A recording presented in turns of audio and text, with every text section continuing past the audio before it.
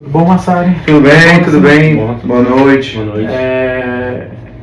Eu estava vendo ultimamente sobre a questão do FGTS e vocês, assim, que são mais na área do financeiro, vocês conhecem mais, assim, o que vocês podem me dizer, mais ou menos, da última notícia que teve agora, do que o Lula assinou?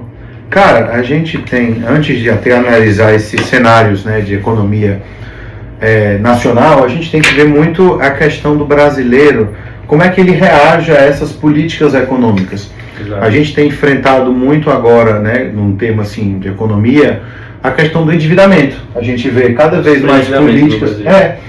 Cada vez mais políticas. A cultura do Brasil é essa, sim, a cultura de você endividar muito, porque a falta da educação financeira na vida do brasileiro cria uma cultura em que ele pensa que criando mais linhas de crédito, criando mais garantias para ele vai conseguir sair dessa. Só que não é o caso. Ultimamente a gente tem se deparado com muitas políticas públicas de abatimento de juros, de abatimento de parcelas de dívida. Ai, não, vai abater 90% da dívida da pessoa para poder que ela consiga quitar. Entendeu? Isso é o fruto da falta de educação do brasileiro para lidar com dinheiro. Então esse cenário de superendividamento que a gente vê hoje deriva disso, onde a pessoa que não tem muitas condições, ela tem um salário ali, digamos, de R$ 1.500 ao mês. E aí ela quer comprar alguma coisa que custa R$1.000, ela não tem como sacrificar R$1.000 do salário dela. Então ela pega e tira uma linha de crédito, tira um cartão de crédito e parcela a compra em 12 vezes, 24 vezes, entendeu? E essa compra, esse vício começa com o quê? Que ela parcela aquela compra ali, no mês que vem ela não tem o dinheiro para pagar aquela parcela. Então ela vai e mantém a parcela para o outro mês. No outro mês tem que tirar um outro. E muitas vezes, assim, que a gente estava falando agora, antes de começar aqui, que às vezes o brasileiro é assim. Se ele recebe R$1.000 todo mês lá, e ele ganha um empréstimo, ele vê que tem assim no cartão de crédito, tem mais R$1.000 no cartão de crédito. Ele acha que ele tem 2.000 de poder de compra. Ele acha que o salário dele são R$2.000, o que... Só que a realidade é que ele tem aquele dentro dos R$1.000.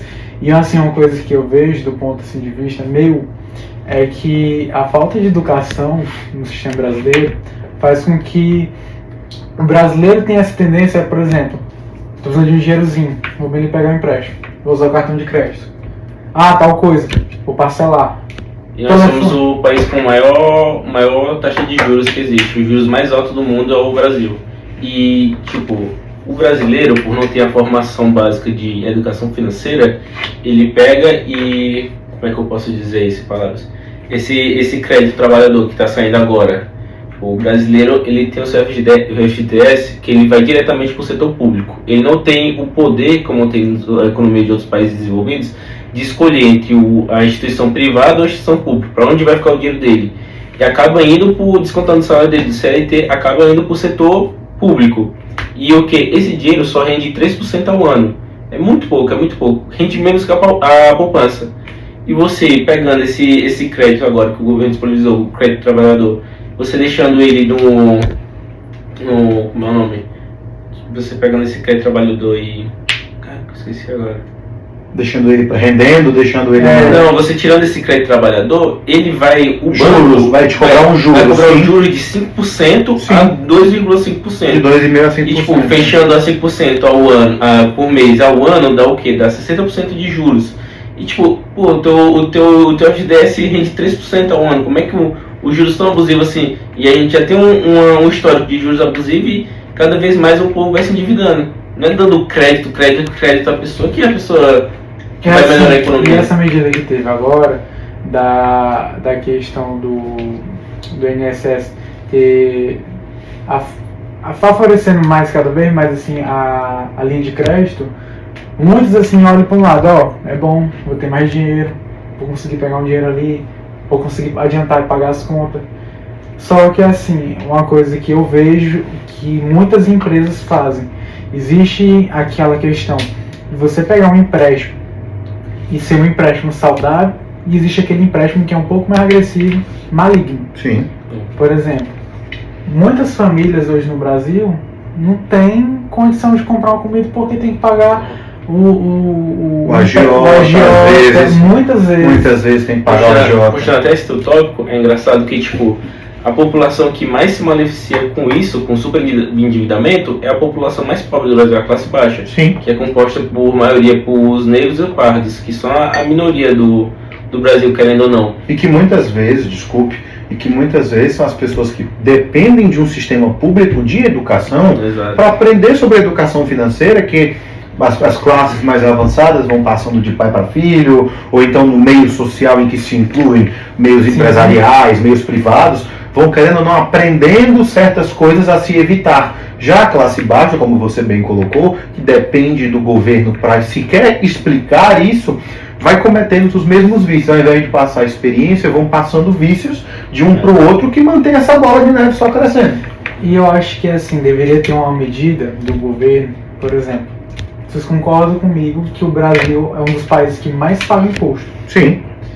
Só que de tanto imposto pago, pelo menos uma parte poderia ter feito, por exemplo, nas escolas, tanto particular como pública, o incentivo com profissionais economistas que podem chegar lá e ensinar aquela criança, aquele jovem que vai começar na vida e que ainda vai trabalhar, a medidas, por exemplo, sempre economize tanto por mês, não gaste tudo, porque o que acontece?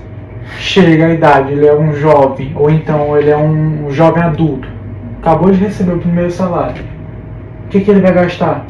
Porque, no meu ponto de vista, os jovens que eu conheço, a maioria pega, por exemplo, quanto é o salário mínimo? R$ 1.400.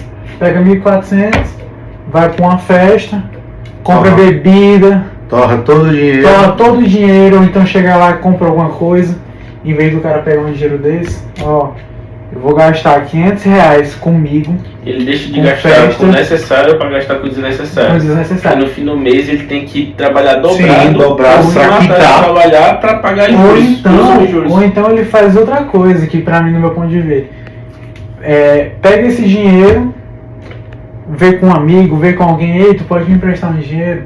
Quero comprar um iPhone 16 Pro Max, lançamento agora. E às vezes é um cara que não tem dentro de casa, não tem um conforto, não tem uma boa cama, não tem ventilador, não tem estrutura de vida, e tem o telefone mais top. E acaba que ele compromete a renda dele, por exemplo, tem que pagar o agiota. Todo mês ele vai lá, pega os R$1.400 dele, paga tudo para ter um telefone.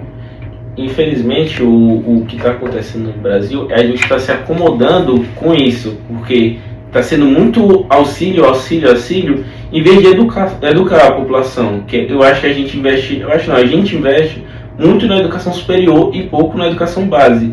Não pouco assim, mas a gente tem que investir melhor, administrar melhor esse dinheiro, para ver onde esse dinheiro entra. Profissionais, tudo, tem que ser tudo reavaliado, porque é o seguinte, como é que eu passei isso? Deixa eu esquecer o tópico que eu tava falando. É porque assim, só querendo te cortar aqui, mas falando sobre isso. Uma coisa que eu vejo do meu ponto de vista, tudo bem, o investimento, por exemplo, nas faculdades, na universidade, bacana, eu acho muito bacana isso. Mas, por exemplo, nas escolas, eu não falo nem na questão da educação financeira. Eu falo na questão assim de banheiro de qualidade, cadeiras. Muito tempo atrás, eu fui com o meu pai no interior e meu pai ficou incomodado quando ele viu que uma escola lá da vila tinha um jumento dentro. As cadeiras era tudo assim, de qualquer jeito, de uma forma desconfortável para as crianças, não tinha lousa, não tinha nada. A professora tentava todo santo dia ter uma nova técnica, um novo modelo para poder ensinar a criança. E assim, é uma coisa que eu vejo e dói muito, porque a falta de investimento na escola, na educação, no ensino básico, tá entendendo? Acaba sendo uma falta de investimento total. Se a gente para pensar por um lado... Eu chuto que é mais falta de administração do que falta de investimento. Sim. E a gente tem, como comparação, se eu não me engano, a Coreia, em um certo período, a nossa educação era bem melhor do que a Coreia, bem melhor. Só que a Coreia, diferente do Brasil, a Coreia investiu muito mais em educação superior, muito mais em educação básica do que em educação superior, diferente do Brasil, que investiu muito mais em educação superior e deixou a base fraca. infelizmente o povo hoje está tá muito mal ensinado e infelizmente a maior vítima desse superendividamento é a classe baixa. Claro, e como você bem colocou a questão de administração, isso cria um reflexo na qualidade de vida do cidadão. Você citou a Coreia, eu puxo para a conversa também, um país que as pessoas, você para pensar que apesar de ser um país da Europa também, ele é um país muito bem administrado, que seria a Holanda, os Países Baixos. Sim. Você para buscar uns dados, assim, realmente dados verídicos. O salário médio de uma pessoa na Holanda estaria entre os 2.000, 2.500, 400, 600 ali, euros por mês. E aí você para e pensa, opa, tudo bem, no Brasil é 1.400, da Holanda é 2.600, 2.500, só que nós temos que lembrar de converter a brincadeira. Entendeu? Então você vê que jovens de entrada, um salário mínimo em um país da Europa, que nós estamos falando de, podemos pontuar como a Holanda sendo um país com pouca população e concentrando isso nas grandes cidades, Amsterdã, Maastricht, etc. Amsterdã só tem 900 mil pessoas morando na cidade. Entendeu? É uma cidade que a população é muito baixa para ser a capital de um país da Europa. Então você bota um país desse com baixa população, que a população ganha tanto, se você tem pouca mão de obra, pouco investimento e ainda assim a população ganha tanto, tem alguma coisa da administração que está sendo tão bem feita, está dando um retorno muito grande. Aí você tem também as variações. Outro país mesmo que você pode falar é os Estados Unidos. Sim. Você sabia que o Brasil atualmente, o ensino no Brasil, ele é melhor do que o dos Estados Unidos? Aqui o que acontece? No Brasil a gente aprende muita coisa na escola, muita coisa. Estados Unidos é tudo dele mais simplificado, a matemática deles é simples, usa calculadora, o necessário, que usaria no dia a dia. Só que lá tem uma diferença comparado com o Brasil. Lá eles aprendem a questão de educação financeira. Isso. Eles aprendem a questão de juros. O Brasil não aprende isso. Cara, eu tenho um exemplo disso daí que, tipo, eu fui saber o que é a diferença entre crédito e débito quando eu fui pro mundo mesmo, fui trabalhar, porque eu não sabia a diferença de crédito e débito, eu não sabia o que era poupança. Até completar meus 17 anos, sair do ensino médio. Tipo, é uma coisa tão básica que a gente não tem esse acesso, sabe? E uma coisa, pronto, falando nesse ponto, e eu, por exemplo, também, quando eu comecei a entrar mais no mundo, quando eu comecei a pegar dinheiro, assim, pra mim, ver as coisas, pagar minhas próprias coisas, eu fui atrás de descobrir algumas coisas, como você falou agora sobre a poupança. Poupança é um fundo que você bota seu dinheiro lá, aí você pensa o seguinte, eu vou botar todo mês lá tanto de dinheiro que no futuro eu vou ter como pagar a faculdade dos meus filhos. Exato. Só o que acontece, existe um negócio chamado inflação. A inflação, se a inflação sobe 5% e a poupança subiu 4%, então quer dizer que tu perdeu 1% do valor de compra do valor que tu investiu na poupança. Sim. De uma forma mais simples de explicar. Todo ano, por exemplo, se eu comprar essa caneta aqui, custa, um exemplo, uma caneta top, custa R$100, certo? Próximo ano, se o juros for subir para 5%, ou a inflação for para 5%, o meu poder de compra já não vai poder pagar. Porque aumentou mais R$5. Claro. Tá entendendo? E a sua poupança age em contrapartida, porque se ela rendeu 4%, agora na poupança que você tinha 100, você tem 104. Só tem que pagar R$1 a mais. Então essa questão, voltando para a ideia do superendividamento e puxando de novo lá, essa ideia do jovem não saber como gastar o dinheiro, eu noto isso como um reflexo também de um país que ele cria jovens para curtirem a juventude, uma juventude que eles não têm como bancar. Então é um país que traz o carnaval, que traz a farra, que traz a festa, que a coisa é tudo linda e maravilhosa. Só que o jovem no Brasil hoje, ele não tem como ganhar isso de mão beijada, a maior parte. Alguns têm, outros têm que batalhar por isso. Só que só vão conseguir isso com seus 20 e poucos anos. Na tranquilidade, no mundo que é hoje, ainda mais quando eles não têm um ensino superior completo, uma coisa. Então você trazer isso para um Brasil e você colocar os jovens sem conhecimento, sem preparo, com motivações erradas e outra, com opções erradas para se tomar, é você arcar com o risco e esperar o problema acontecer, que é o que o sistema público faz muito hoje. ele não dá o conhecimento ao jovem, não dá conhecimento nem ao adulto, quem dirá ao jovem.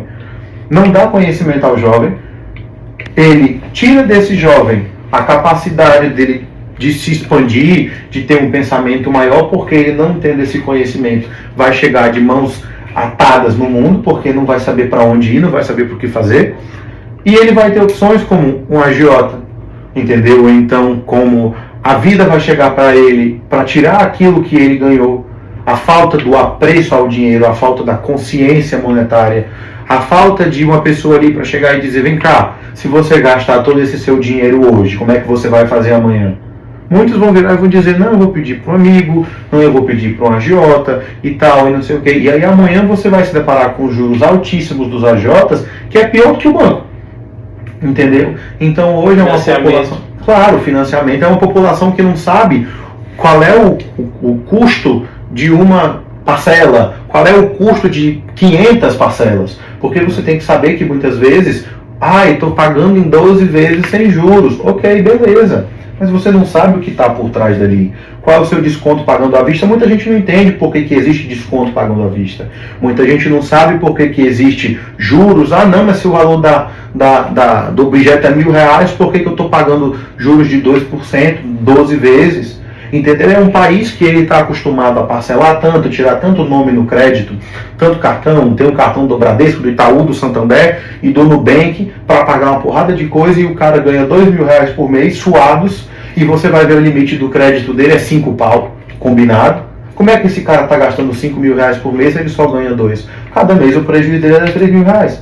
No fim de quanto tempo ele vai conseguir sobreviver? Porque um dia vão cobrá-lo. E isso está criando também um fenômeno, desculpe te interromper, que é o quê? O brasileiro se acostumou, depois eu acho que foi do plano do FIES, que foi que teve o perdão da dívida. Sim. E eu conheço algumas pessoas, infelizmente ou felizmente, que eles pensam, tipo, eu vou deixar o banco, deixar meu nome sujo, deixar um tempo aí, que vai que rola essa perdão da dívida de novo, então deixa baixar os juros de tudo.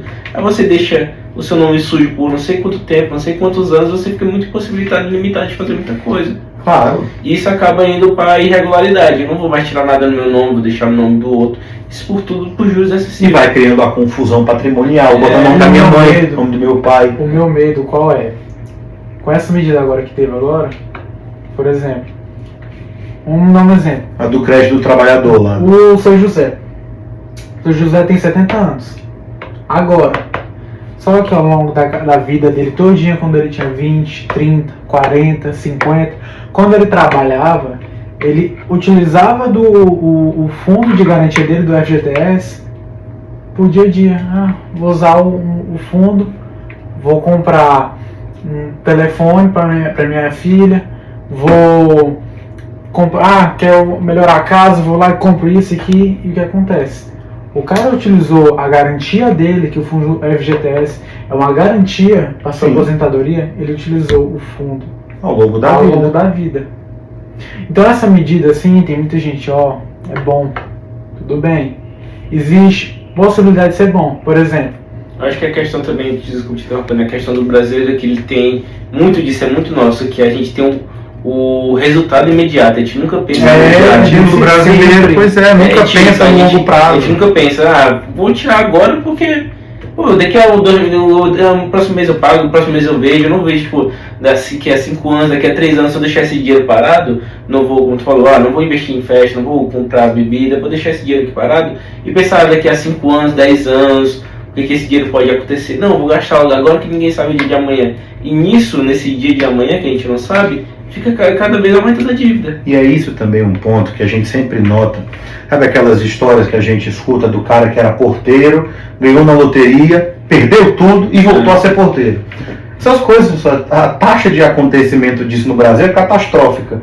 No mundo não, no Brasil é um fenômeno. Todo mundo conhece alguém que ganhou na loteria e voltou para trabalhar porque perdeu não tudo só ganhou na loteria, ganhou um terreno da família. Sim, ganhou um terreno, ganhou uma herança e tudo. Ganhou por exemplo, fulano de tal, Joãozinho. Joãozinho ganhou a empresa do pai. A empresa avaliada em 20 milhões. Acabou. Aí, tá o seu Joãozinho lá pedindo um emprego pra ti. Tá entendendo? Uhum. Então, assim, uma coisa que eu vejo, que a falta da educação faz com que as pessoas normalmente se endividem mais. Ou então, como aquele exemplo que eu dei, que um senhor de 70 anos, como é que ele vai viver? Porque ele já não consegue trabalhar. De 70 anos, tá cansado. Como é que ele vai trabalhar? Como é que ele vai ter renda? Porque o governo não quer saber. O FGTS, que era para ser utilizado como fundo de aposentadoria para você, e aí, como é que vai ficar? Muitas vezes comprometem o FGTS, INSS, entendeu? Vão colocando uma coisa na frente da outra, que é justamente essa questão do superendividamento, como eu estava dizendo. A ideia da pessoa pensar que o quê?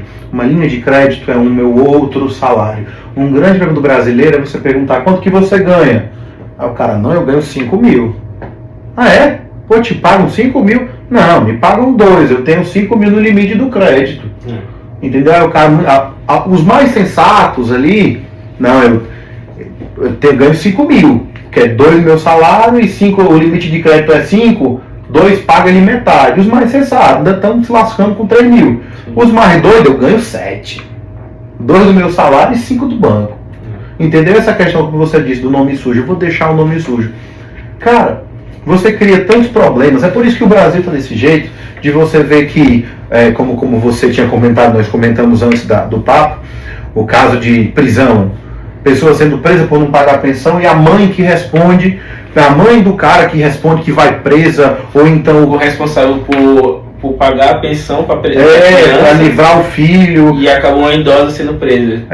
Como é que pode você imaginar um país que está tão desmoronado no sistema público econômico, Sim. que você tem esses casos onde uma senhora é presa porque o filho não tem como arcar com isso, bota no nome da mãe uma pensão. Como é que você pode imaginar que um cara não tem condição de abrir um cartão na Riachuelo porque está devendo tudo que é tipo de banco no mundo? Você é aquela falta daquela história.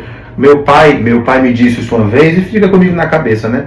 A gente tem sempre que lembrar que o cartão de crédito é uma faca de 2 gumes. Você pode usar ela para o bem, para sair indo, galgando seu caminho e usando de arma para você subir na vida. Mas você também pode se lascar se deixar ela ficar muito perto de você. Meu pai já falou um negócio parecido. Então, Meu pai não tinha, por exemplo, meu pai podia estar sem nenhum dinheiro na conta.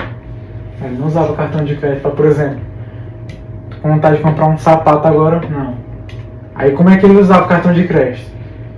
Lá na empresa, estou precisando de comprar uma peça para poder botar numa máquina minha que eu vou conseguir trabalhar, eu vou conseguir gerar receita. Claro, então, quando você usa com retorno. Toda dívida, se você saber utilizar corretamente, não tem problema.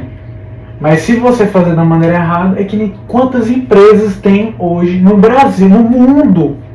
Dívida.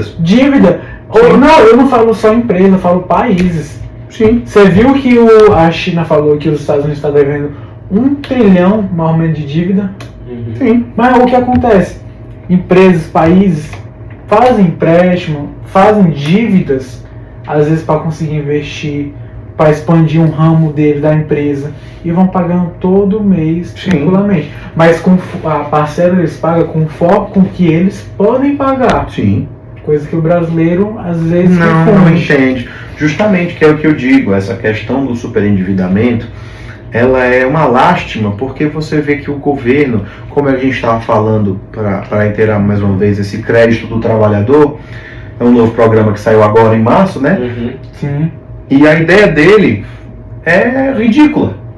Ela é ridícula porque você obtém um programa que ele está sendo midiático para o governo, com o slogan de reduzir as dívidas do povo público, do povo público, a redundância, do público de baixa renda, que tem muitas dívidas, só que ao mesmo tempo ele é um sistema de gerar mais dívidas, porque você está chegando para um povo que está acostumado a gastar sempre buscando onde é que eles vão ter menos juros. E os juros só estão aumentando. A taxa Selic, vocês viram quanto que está agora? Não vi. Está chegando a quase 15% já. Está 14 e é aquela coisa, e vai acabar subindo mais, porque a inflação é altíssima. Aquela velha história, se sobe a inflação, tem que subir os juros para baixar a inflação. Até te completando, que é o que no caso do CLT, o cara é obrigado a não deixar o dinheiro dele no setor público. Sim.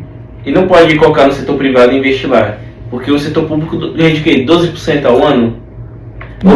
Perdão, o FGTS, o FGTS rende 3% ao ano, e você deixando no setor privado rende 12%. Eu não tenho esse direito de tirar esse dinheiro lá. Pô, tô precisando. Não, o Estado tira esse dinheiro. E agora eu vou fazer uma pergunta pra ti.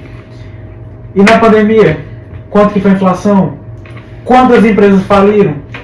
Aquele dinheiro que você trabalhou rendeu? Tá entendendo?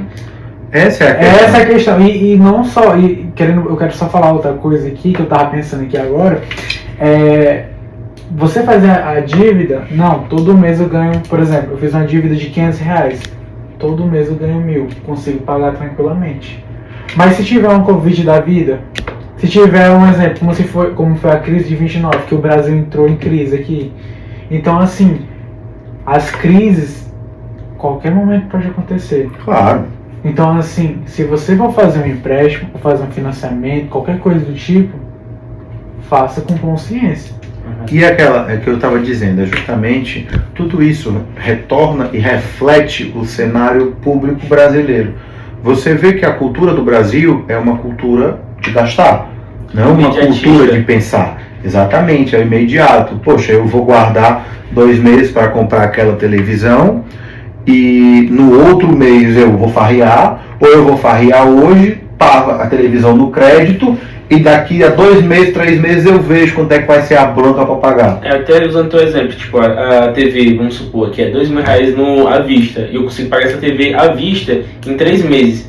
Ou eu consigo parcelar, é um bem útil, mas não bem necessário para agora, como comida, água, essas coisas. Claro. Aí é R$2.000 agora, só que parcelando fica 2.500, sendo que é uma coisa que você poderia economizar ou segurar um pouquinho, entendeu?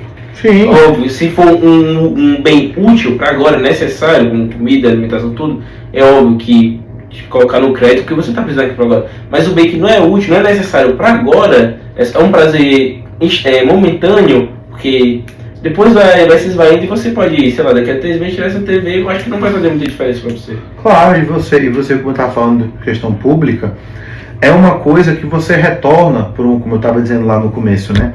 De o brasileiro ele querer viver tudo e não poder abarcar com as pernas. Então quer dar o passo maior que as próprias pernas. Então ele retorna para essa questão pública. A questão do você não permitir o CLT tirar do FGTS. Por quê? Porque o governo ele já está tão mordendo o próprio rabo que se ele soltar um pouco, ele deixa, entendeu? Ele se cai, entendeu? Não consegue se manter. Por quê? Porque aquele teu FGTS ali que está rendendo pouco, não é para ti, cara. A ilusão tua que aquele bicho é teu, aquilo ali não é, aquilo ali é para pagar a aposentadoria, ó, do povo lá atrás. Correto. E cada vez mais o povo brasileiro, por exemplo, assim, o meu pai ele tem 12 irmãos, só que meu pai gerou o quê? 4 filhos. Cada vez mais as pessoas vão ficando cada vez mais velhas, a natalidade está cada vez, né? Caindo. E cada vez menos gente trabalhando. Tem muito idoso para ser sustentado pela aposentadoria. Está virando a pirâmide inversa. Claro, e tem pouquíssima gente para trabalhar. Então você vê que cada vez mais, hoje em dia, o maior gasto público do Brasil é com a aposentadoria e com o serviço de previdência social. A gente tem um rombo na previdência. Entendeu? E parece que no INSS, a matéria ontem, parece que teve um rombo de 6 bilhões. Não teve. Foi corrupção, acho também. Foi corrupção. Começou em 2019 no governo Bolsonaro e explodiu mesmo agora, eu acho que desse ano foi ano passado. Foi. De 6,3 bilhões de reais. 6,3 bilhões. Pois é, então... Desculpa, até perguntou, foi do Collor ou não? Não. Não, o Collor é a corrupção do Mensalão. Foi outro. Foi o passado que ele foi preso agora. Mas você vê, né? O Brasil ele está imerso nisso, entendeu? Então é aquela coisa. Você tem que entender que um país que está preocupado em viver feliz hoje e não quer saber do dinheiro em todas as escalas, até a presidência da República, que a gente tem vários esquemas de corrupção de vários e vários presidentes nesse país, até o vereador de cidade de interior está corrupto, quem dirá uma pessoa que não tem cargo do governo? Como eu disse, o maior gasto público hoje são 2: previdência social e o que eu não tinha falado antes, corrupção. São os 2 maiores gastos do poder público hoje. Se você achar que trabalhador vai receber esse dinheiro, você não vai. No meu ponto de vista, rapidinho, no meu ponto de vista que eu vejo, muitas vezes o Brasil paga muito imposto, não é para sustentar o país, é para sustentar o político. E uma coisa que eu tive uma conversa, mas sério, eu acho que não, dele não tava. Eu tive uma conversa contigo que eu fiquei assim, batendo martelo, pensando assim. Eu acho que eu fiquei a semana toda pensando. Teve um dia que até peguei um Uber e fiquei conversando com ele. Que foi a questão que tu falou sobre o político. Que o político O reflexo da é sociedade. um reflexo da sociedade. Sim. Se a população é corrupta, Não, a só gente, escuta isso aí. a gente não pode esperar. Se a população é corrupta, a gente pode esperar o quê do político? Corrupção. Então, não é porque eu, vamos supor, eu pulei a catraca do ônibus e não paguei R$4, mas eu paguei só R$4 e o político roubou milhões. Cara, mas a gente tem que vir da base. Da A gente cultura. sofre, eu acredito que a gente sofre hoje uma crise de identidade. A gente não se importa, a gente, por ser um país continental, de tamanho continental, às vezes a gente não se importa, ou então a gente tem xenofobia no próprio país. Tipo, o pessoal do Sul, o pessoal do Nordeste, o pessoal de São Paulo, do Rio, que querendo ou não tem essa xenofobia. Não tô falando da grande maioria, mas tem. E acaba, tipo, não sei, o político acaba não se importando. Se a gente não se importa com o igual do brasileiro, a gente vai se importar, pô, desviar 3 milhões aqui, 4 milhões aqui. E a gente acaba pecando por escolhendo o mal mais razoável pra gente. A gente tem um político, todo mundo sabe que o cara é ruim, mas é porque o cara aqui é da minha cidade. É o menos pior, então menos. Não existe isso, pô. Ele roubou, mas fez. Entendeu? É aquela coisa, o brasileiro ele se contenta, meu amigo, ele fez, é o dever dele fazer. Pra tu ver como E é eu bizarro. fiquei só pensando no negócio sobre a questão política, né? Se a gente for parar pra pensar, o tanto de. O Collor foi presidente do Brasil. Eu acho que a gente teve 3 ex-presidentes presos, isso é muito bizarro. O Collor ele teve com. Ele foi preso agora. Sim. O Lula já foi preso. A Dilma não foi presa, mas ela Foi impeachmentada. foi impeachmentada. Junto com o Collor também, né? Junto com o Collor. O Bolsonaro agora é réu. É réu de. Quase todos são réus, né? Se você vai parar pra pensar. Então, é uma coisa que você fica assim olhando e assustado. É saber que o próximo presidente pode estar preso hoje. Não é nem pode. Não, o próximo presidente pode ser o preso daqui 10 anos, 20 anos. Não é Claro. isso, não. Eu acho que o problema também é a gente achar que a solução vai vir de cima. Eu não acho que minha opinião, acho que a solução não vem do presidente. Acho que vem da cultura do povo. Alguém tem que servir de exemplo, alguém tem que ensinar o povo. Tipo, pô, se tu achar 10 milhões num ticket ou no negócio de loteria e você devolver a pessoa, o que acontece? Você vira matéria, jornal. Cara, mas você só tá fazendo o certo, você só não tá roubando de alguém, você tá fazendo o que é certo, Como esse seu não é você exemplo, está fazendo o extraordinário. Aqui no Brasil, se você pega e devolve uma coisa de alto valor, vão lhe chamar de otário. Não vão lhe chamar de o certo, vão chamar otário. Podia ter pego pra ele o bilhete e ganhado 10 milhões. É o que eu tava falando, pra gente voltar, porque a gente tá fugindo um pouco do tema, mas pra gente voltar um pouco pra essa questão, tudo isso reflete no superendividamento. Até a questão dos políticos. Um rombo de 6,3 bilhões na Previdência, meu amigo, é uma dívida. É uma dívida com o público, é uma dívida com a classe trabalhadora, é uma dívida com a classe aposentada, é uma dívida com a futura classe trabalhadora que já vai entrar com Um o exemplo rombo. para você, o mensalão. Quantos bilhões foram desviados do mensalão? Não só ele, tantos outros. E aí quem é que vai pagar essa dívida do mensalão? Me diga quem é. Sabe um negócio engraçado? Por que os investimentos estrangeiros saíram do Brasil? Porque eles acharam bizarro você ter que pagar propina para algum político, alguma coisa assim, para você continuar a fazer a exploração do petróleo.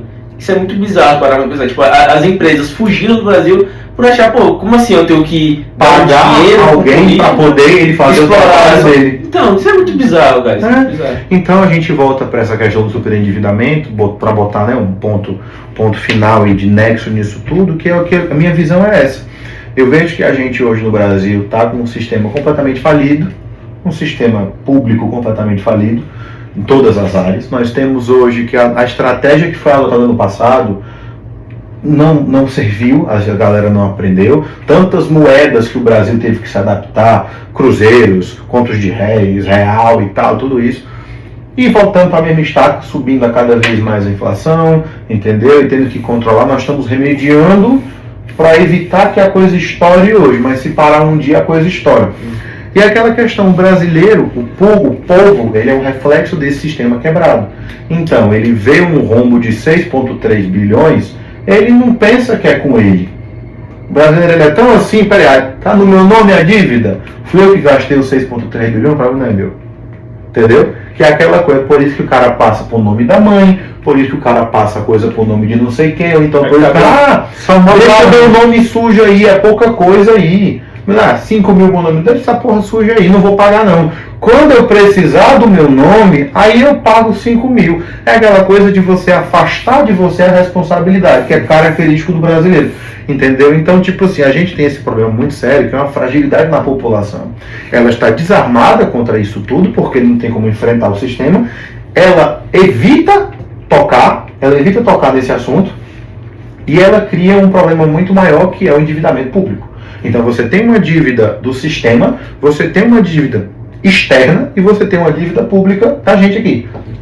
Entendeu? Se você querer que um país desse vá para frente, ainda criando novos problemas, como o crédito ao trabalhador, entendeu?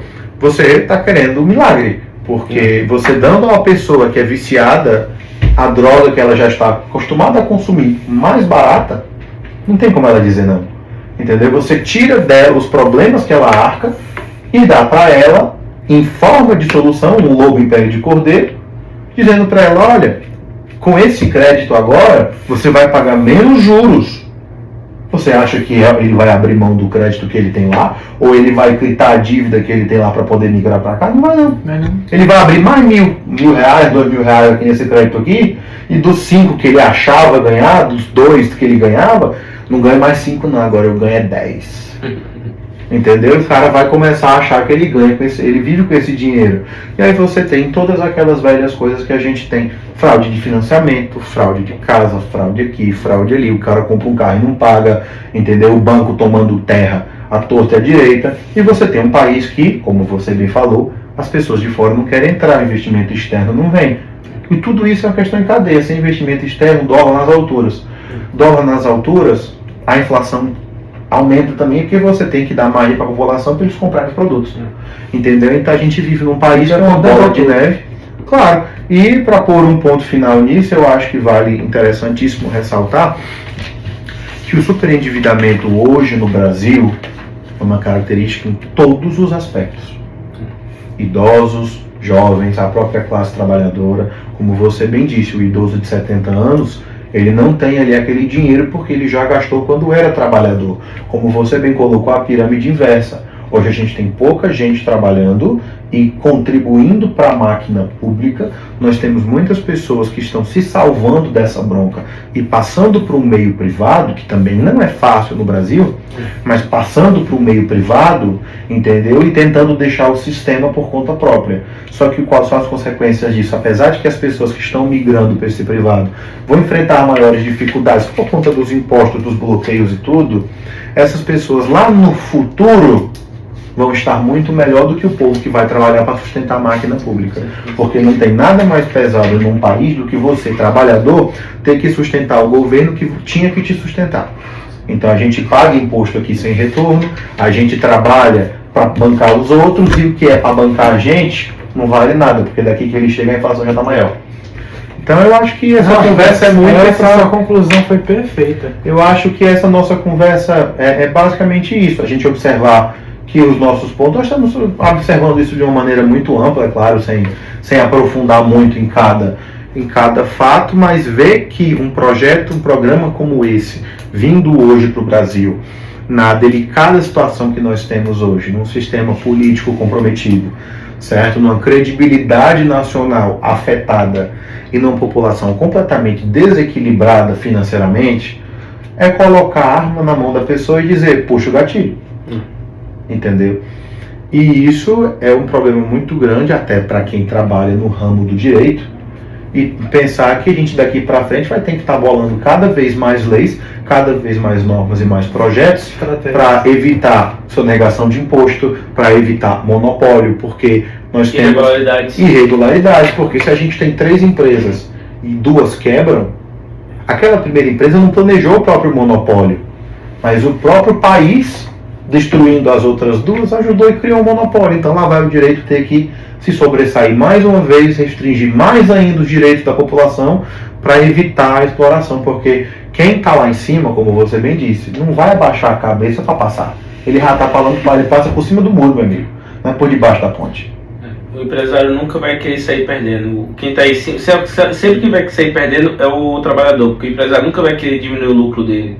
Só que vai sair da classe mais baixa, pagando mais caro, mais alto, tudo.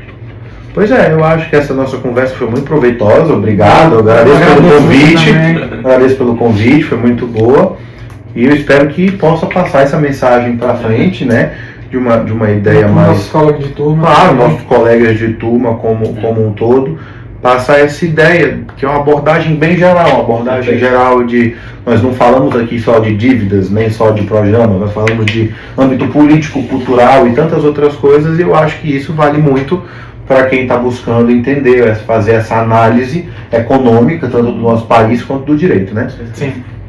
Eu acho que é isso.